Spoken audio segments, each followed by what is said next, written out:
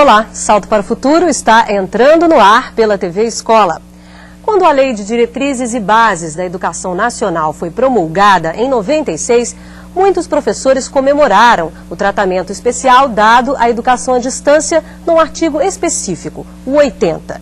Este é um dos temas que vamos debater no programa de hoje. São nossos convidados o presidente do Conselho Estadual de Educação de São Paulo, Arthur Fonseca Filho, a diretora de Planejamento e Desenvolvimento de Projetos da Secretaria de Educação à Distância, do MEC, Carmen Moreira de Castro Neves, e o reitor da Universidade Federal do Ceará, Roberto Bezerra. Contamos também com as participações dos professores dos estados do Pará e de Pernambuco. E você é nosso convidado especial. Mande já sua mensagem. Você pode participar do Salto ao vivo pelo telefone 0800 216689. Via internet salto@tvebrasil.com.br. Ou ainda pelo fax. Diz que o código da operadora, o DDD 21 e o número 224-5135. Nosso fax e e-mail estão 24 horas à sua disposição.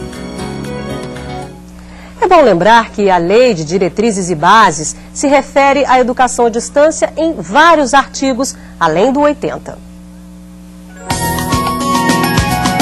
A LDB define no artigo 32 que o ensino fundamental será presencial. A educação à distância deverá, neste caso, ser utilizada como complementação da aprendizagem ou em situações de emergência. Entretanto, mesmo no ensino fundamental, ela está recomendada para os adultos. No artigo 35, a educação à distância é citada na preparação básica para o trabalho e para a cidadania do educando. O artigo 47 da LDB reconhece a importância da educação à distância na graduação e na pós-graduação.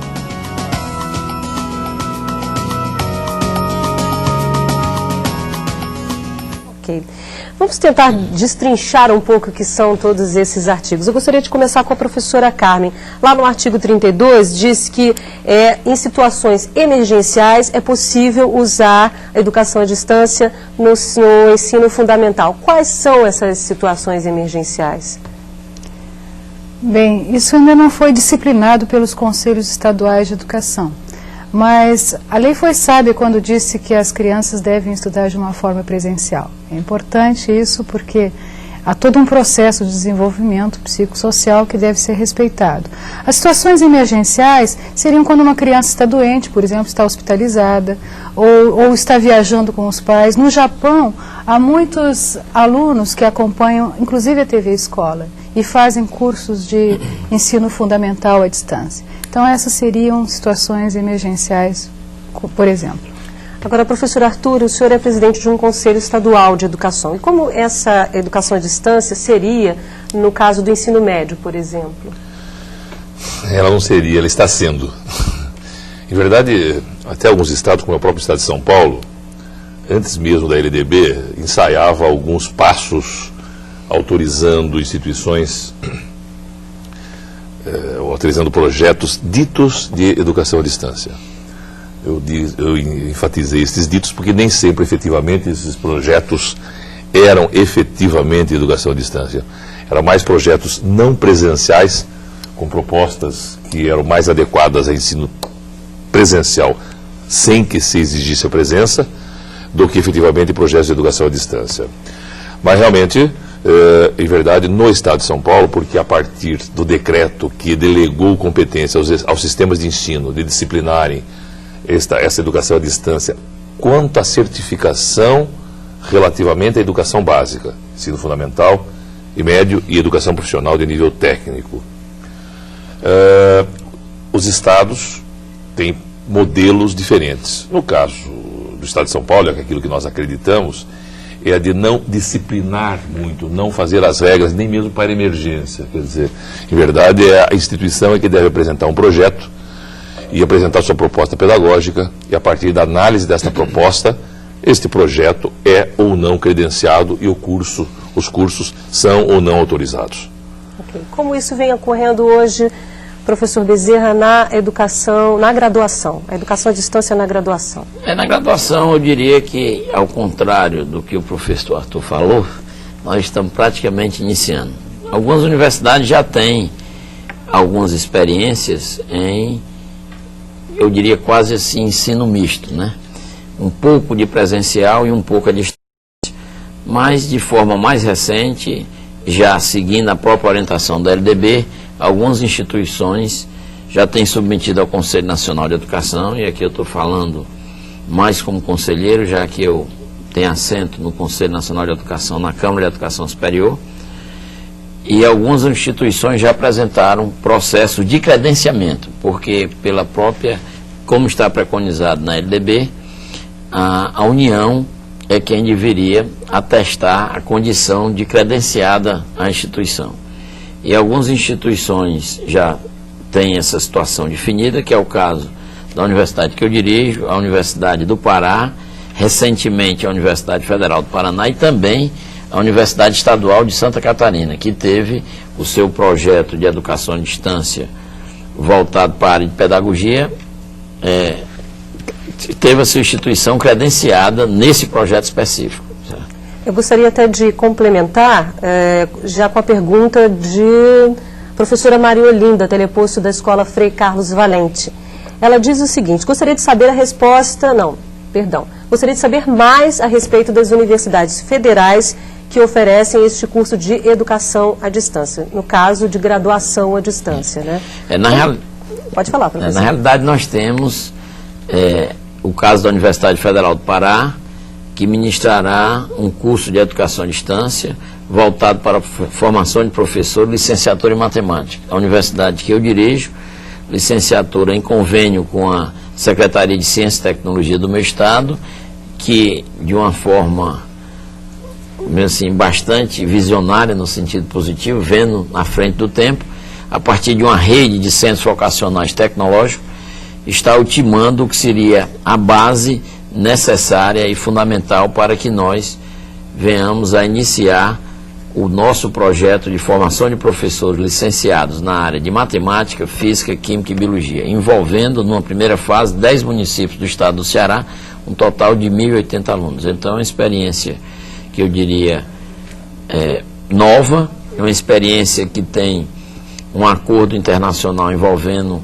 a Universidade Aberta da Inglaterra, que a partir desse acordo nós temos a base do nosso material institucional, que já foi adaptado, traduzido, já está na fase de edição, a Memorial University do Canadá, que entrou com todo o aporte tecnológico no sentido de preparação dos nossos docentes para um projeto dessa envergadura, né?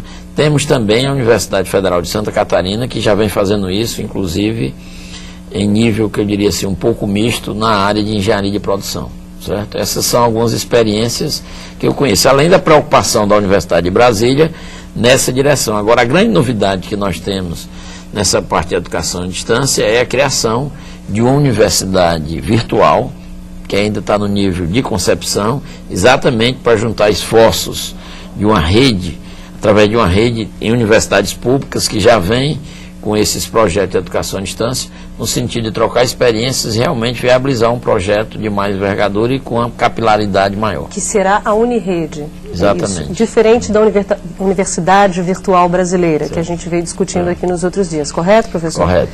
Ok, nós já temos perguntas por fax, não é, Mônica? Obrigada. Professor Ismar Inácio, de Teotônio Vilela, Alagoas. Temos uma LDB que aborda e muito a educação à distância. Não sou contra, mas como fica a população que não tem acesso à escola nem às novas tecnologias? Um bom exemplo mostrado em Central do Brasil é o de Dora como escrevedora. Professora Carmen. É interessante sua pergunta. Uma das grandes tendências da educação à distância hoje é justamente não centrar a educação numa tecnologia só. Então, hoje as pessoas estão falando mais do computador, mas, na verdade, o material impresso, ele ainda, para algumas regiões, para alguns professores, para alguma determinada clientela, ainda é válido. Nós, no MEC, por exemplo, nós temos o Proformação, que é um programa de leigos, que usa basicamente material impresso e televisão. Nós do Salto também, né? O Salto também, não é? Então, não há um modelo exclusivo de educação à distância.